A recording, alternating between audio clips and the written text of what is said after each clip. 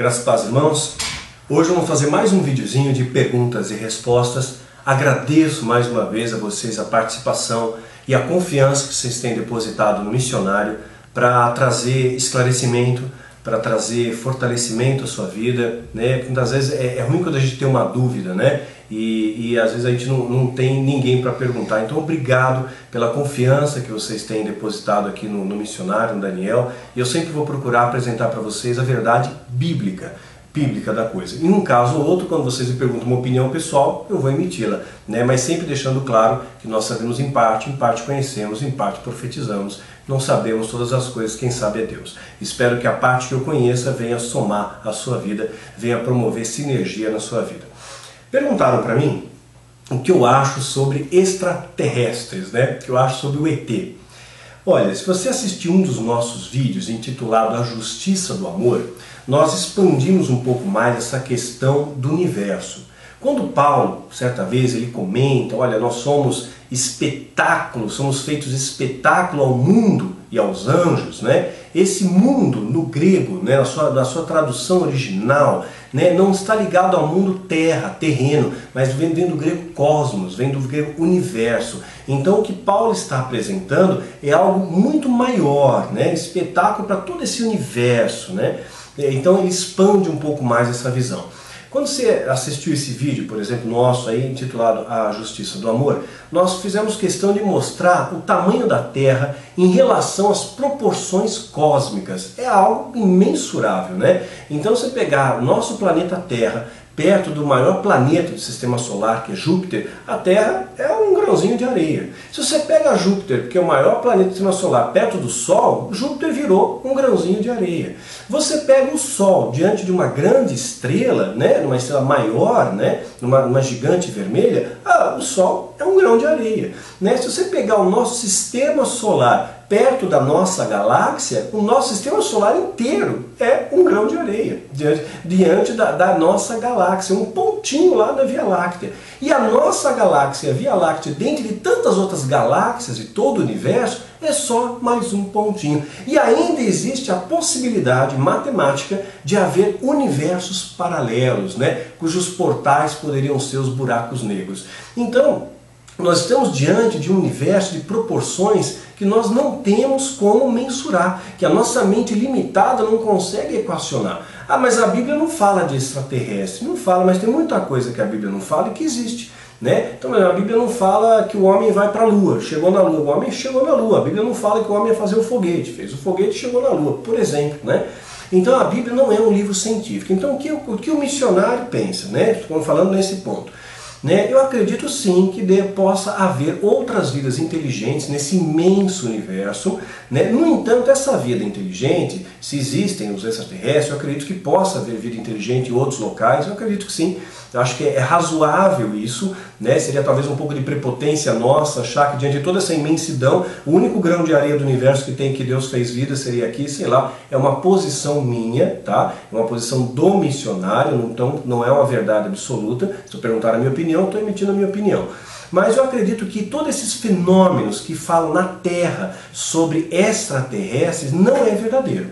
Então, embora a vida em outros locais possa existir, existe uma possibilidade matemática bastante considerável para que ela exista, né? Ela não é presente na nossa existência, ou seja, não temos ainda um contato com esses seres, né? Com essas outras vidas inteligentes. Porque reparou que isso começou a acontecer em 1945. Você pegar na régua de tempo, em 45 começa a surgir essa coisa de disco voador, né, aparições e aqui e colar. O que aconteceu em 45? É a Segunda Guerra. Segunda Guerra, os judeus, finalzinho da Segunda Guerra, os judeus eles estão sendo libertos ali da opressão nazista e um pouquinho depois eles vão se tornar nação. Né? Em 1948, Israel torna-se nação. Então é uma maneira do diabo tirar o foco, ele tira o seu foco. Lembrando que o diabo ele pega meias verdades. Então talvez ele até, vamos conjecturar aqui, ele sabe que existe vida em outro local, extremamente distante, em outra galáxia, por exemplo, né?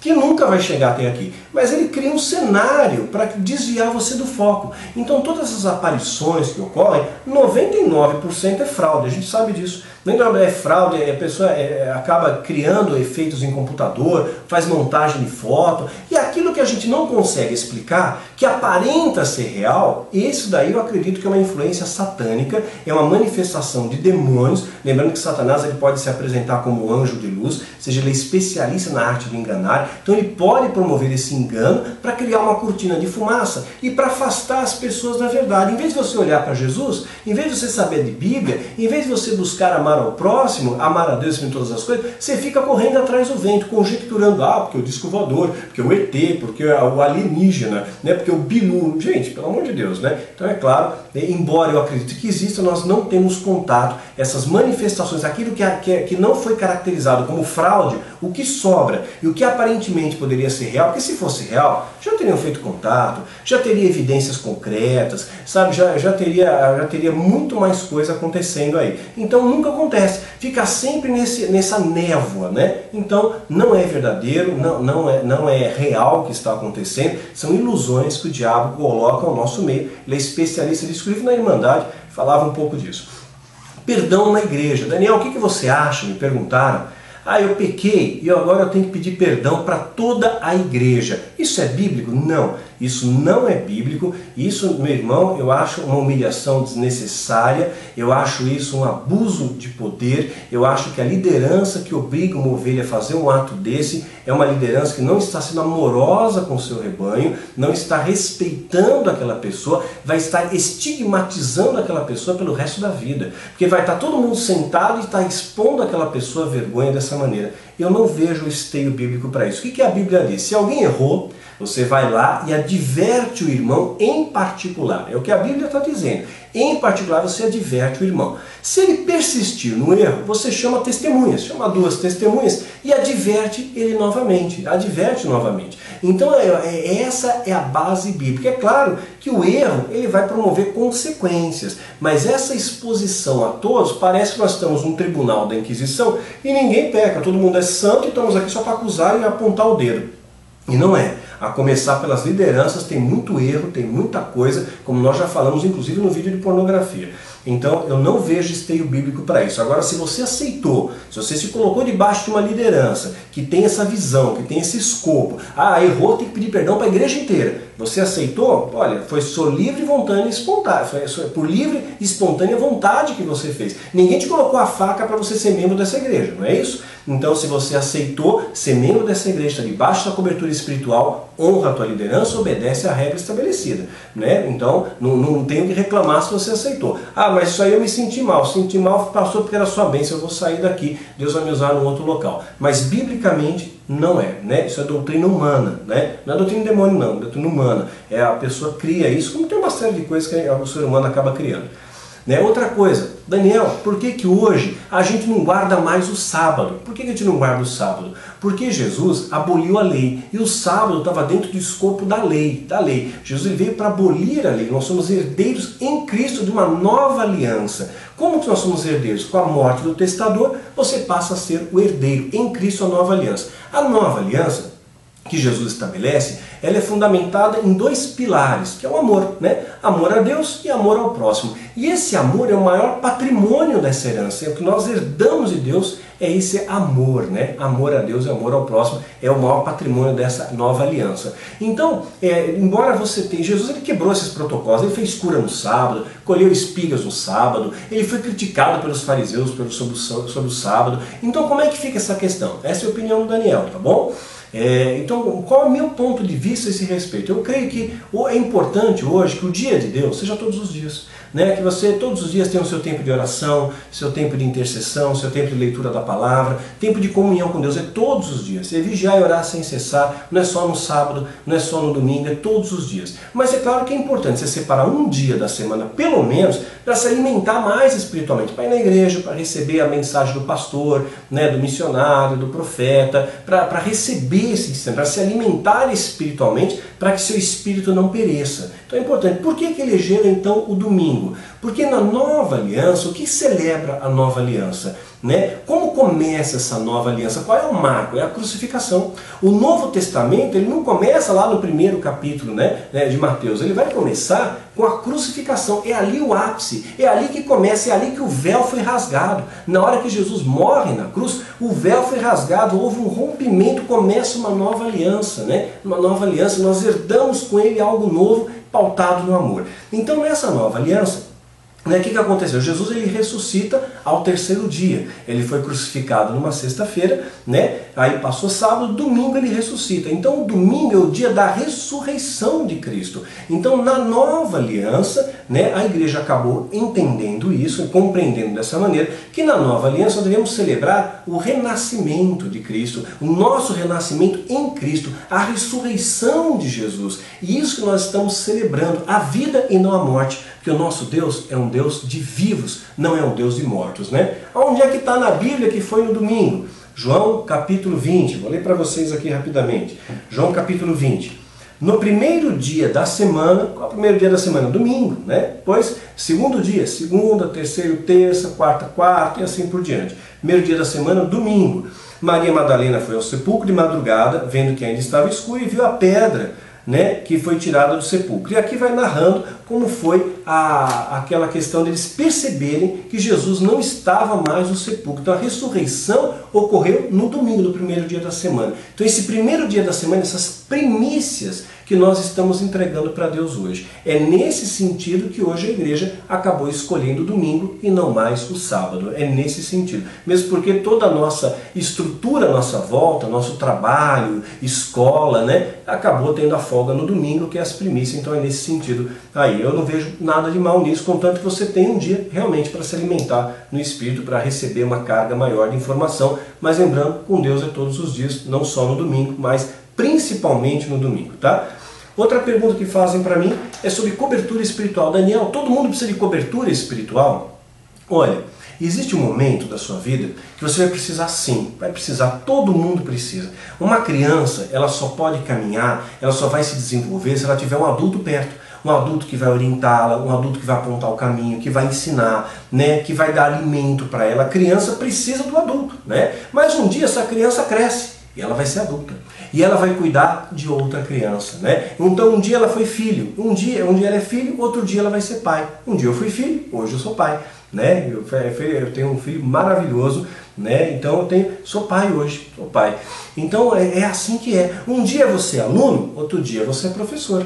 Então o aluno sozinho, ele não consegue se desenvolver. Ele precisa de um professor para ensinar, para exortar, para apontar o caminho, para corrigir os erros, né? Então precisa de um professor. Mas um dia aquele aluno se forma na faculdade, ele se gradua, ele faz mestrado, ele faz pós-graduação e agora ele é o professor. Ele é o professor. Pedro ele estudou na melhor escola teológica de todos os tempos. Teve como seu mestre Jesus. Durante 3 anos, Pedro caminhou com Jesus, ele fez a sua faculdade teológica, ele foi aluno. Ele tinha a cobertura de Jesus, ele era discípulo de Jesus, era apóstolo de Cristo, era seguidor de Cristo, né? Depois, Pedro, ele se transforma num professor. Ele agora é um dos líderes da igreja primitiva. Ele dá a direção, ele ensina, ele aponta o caminho, ele exorta, ele escreve, né? Então, essa questão é muito importante. Então, existe um momento da minha vida que o Daniel foi aluno. Existe um momento que o Daniel foi aprendiz. E chega um momento que você cresce. E hoje o Daniel ensina, que eu aprendi, mas para você liderar, você tem que antes ser liderado. Né? Agora, é claro, isso é para todos? Não é para todos. Tem pessoas que vão ser ovelhas sempre, vão precisar sempre desse acompanhamento, que não tem o chamado. Nem todos são professores. Né? Todo mundo que vai fazer uma faculdade, por exemplo, você fez aula, sei lá, de história, você teve aula de história lá, mas fazia parte do corpo da sua faculdade, da sua universidade. Nem todo mundo vai ser professor de história. Né? Você agregou, você absorveu aquela informação. De repente você vai seguir uma outra carreira, aí você vai fazer uma outra coisa ali. Então nem todos são professores, nem todos são líderes, nem todos são levitas, né? Mas todos vão passar por esse processo de crescimento. Então existe um momento para todas as coisas. Nesse momento, por exemplo, na vida do Daniel, hoje é um dia que eu ensino. Hoje é um dia que o Daniel ele acaba tendo a capacitação pelo Espírito Santo e pela experiência acumulada em 16 anos de ministério, né, para poder hoje ensinar. Mas um dia eu fui ensinado, um dia eu aprendi também, um dia eu me reportei a alguém, um dia eu tinha cobertura e hoje eu dou a cobertura, né? Hoje eu dou a cobertura, hoje eu pastorei o rebanho, que um dia eu fui pastoreado também. E é assim que é, né? Para você liderar, você tem que aprender a ser liderado também. Então é claro que num determinado momento você vai precisar de cobertura, talvez você sempre precise de cobertura e pode chegar a um patamar que um dia você se torna cobertura. Você se torna cobertura. Mas é importante sim, né, na sua fase de crescimento, na sua fase como ovelha, você está ligado, claro, a uma cobertura espiritual, alguém que te oriente, alguém que te apoie. E mesmo hoje, eu tenho um grupo de pessoas que intercedem por mim e nenhuma decisão eu tomo sem que haja anuência, sem que haja aquiescência de todo o grupo. Então precisa haver uma unanimidade ali, olha, essa aqui é a direção a ser tomada. Inclusive em breve eu tenho uma notícia legal para vocês aí, né? Tem uma direção a ser tomada. Então o que a gente vai fazer? Vamos orar, vamos jejuar, vamos consagrar. Todo mundo sentiu o passo? Ok, então a direção é essa, o passo é esse que nós vamos dar. Então Daniel não dá na veneta aí de ser um ditador e faço o que eu quero. Não, eu faço o que Deus quer, Ele que é o Senhor da minha vida e eu tenho esse amparo dos meus intercessores, que muitas vezes me exortam também quando eu mereço, quando eu preciso, recebo o puxão de orelha de Deus quando eu preciso, como todo mundo, né? Alguém perguntou para mim se eu tomo remédios. Tomo, né? São mecanismos, eu sou casado com uma médica, né? Então, antes de buscar a causa espiritual, eu vou sempre buscar as causas naturais. Estou com dor de cabeça? Não fico com dor de cabeça não, tomo lá, eu chamo a Neuza, vai lá, Neusaldina, né? Já tomo o remédio logo. Se estou com febre, né? Eu vou tomar a dipirona, passar a febre. Não passou? Poxa, eu vou ver o que é, vamos investigar isso daí, vai buscar ajuda médica. Não tem solução, a medicina não explicou. Poxa, agora eu vou orar, Então sim, tomo medicamento sim. Tem muitas pessoas que têm problema de depressão e ficam nessa dúvida se toma medicamento ou não. Toma medicamento sim, né?